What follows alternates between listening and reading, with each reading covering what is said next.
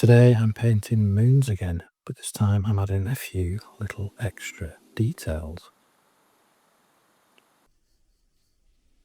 So let's get started straight away, and I'm repeating much of what I did in the previous video. Now if you've not seen that one, I'll leave a link for you in the description box below. We're starting off with some indigo paint, and then I'm adding some burnt umber. You get this grey colour, grey brown, and then finally I've got some Payne's grey there. So as you can see, the paint is still very wet. Now I'm wetting the top half of the paper with a nice soft flat brush. It's about an inch wide, I think. I'm bringing that wet area down towards the wet paint. And then when you touch the brush onto the wet paint, it flows up into the wetted area. Let's have a look at that from the side because it looks beautiful. Very nice. And I've not slowed this down. I do actually do that very slowly. Okay, try not to fuss, and we'll let it settle in. Resist the temptation to change anything, and repeating that process along the bottom stripe. Okay, my paper's curled, so I'm going to weight down with some mixing jars. And despite saying don't fiddle, I'm going to dab a little bit out of the top. Now, do you remember the coin trick from last week? Here it is again. It's a coin wrapped in tissue and you press down very firmly.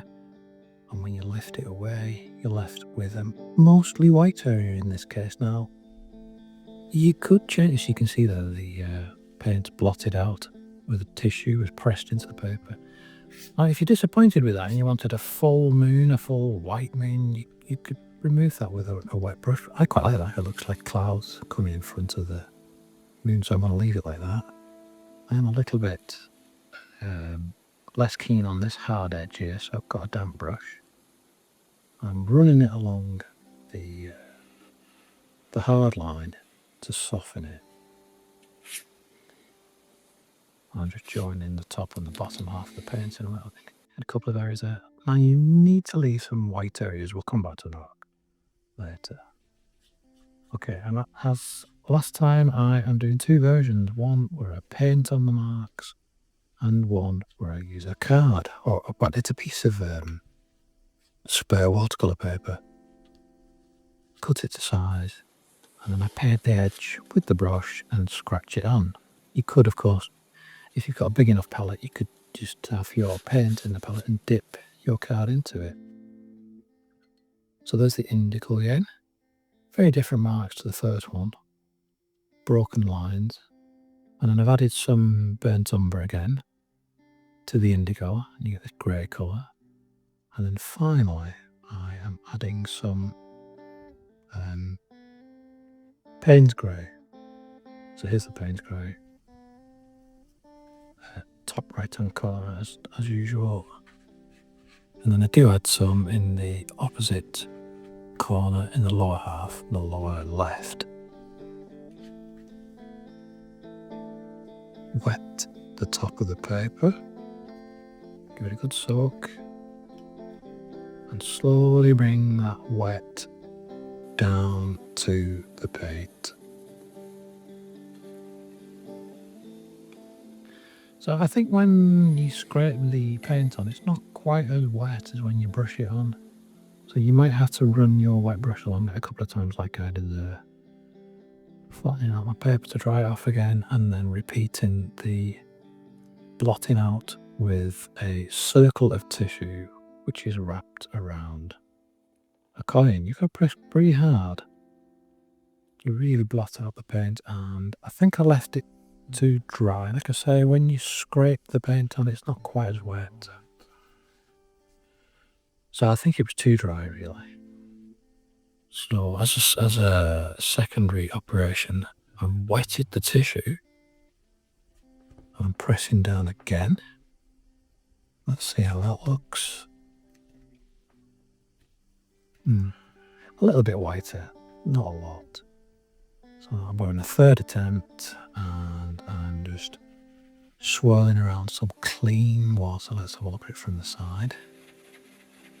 Obviously you need to be careful here, don't go outside of the moon shape, and then I'm dabbing that clean water off, and that dabbing is sucking up the paint from the paper, so I'm effectively blotting it out, or lifting it out as it's sometimes called. Okay, so I'll let both of your paintings dry and then we'll come in for the extras. Here's the first one, the one that I brushed on, and it's turned out really nice, really happy with that. You probably can't see it, but I've done tiny pencil drawing. That's my rigger brush. And I'm going to have to zoom in because you probably can't see what I'm doing. Now, this is obviously slightly harder than last week's because we're painting some fine detail on. If you don't have a rigger brush, use a very fine brush, wherever your smallest brush is. That's an ear. There's the chest. And the paint's quite nice and flowing. There's the rump, there's the front leg, and I'm blocking in the whole of the body. Yep, it's a hare, a moon gazing hare. Very nice. So I'm just going to soften the bottom of that so that he's not, doesn't look like a sticker. He looks like he's actually in the ground, sitting on the ground rather.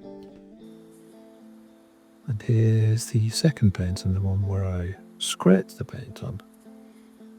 Now you can see the pencil lines a lot better. This is one of the reasons why we left some white, so we'd have an area to paint into. But also, generally watercolours, I think, anyway, look fresher and more interesting if you leave some areas of white. And I've gone for a 2 hair painting on this one. I was wondering whether this was a good spot for one. I thought it'd probably look okay. But then this is the day after, and I've decided it's a little bit dark, it's a little bit lost here. So I've dampened my brush and I'm brushing it over the paint. And remember, this is 1 day old, so even when your painting's fully dry, you can lift out, you can change things around. This will depend to an extent on your paper and which paint you use, and even things like how humid your area is. So it's going to be different for everybody, but you should be able to do this. Let's just scrape that away. Oh, it doesn't look too bad. I'm just trying to define the shape of the hair, the top half of it at least, so that you can see it. Here's the final result. That lifting out has worked okay, I think. Quite a nice effort. Looks like he's sat in a snowbank, or in front of a snowbank. Yeah, that one's quite nice. The moon's not as good as this one. This is my favourite this week, I think. Definitely. He doesn't need anything extra. He's just sat on a little mound of earth and he's looking at the moon. Yeah, I really like that one. That one's turned out really well. And here's a reminder of what we did last week without the extra details. So I don't know which one you prefer. I liked that one the best last week. Thanks for watching, and I will see you next time.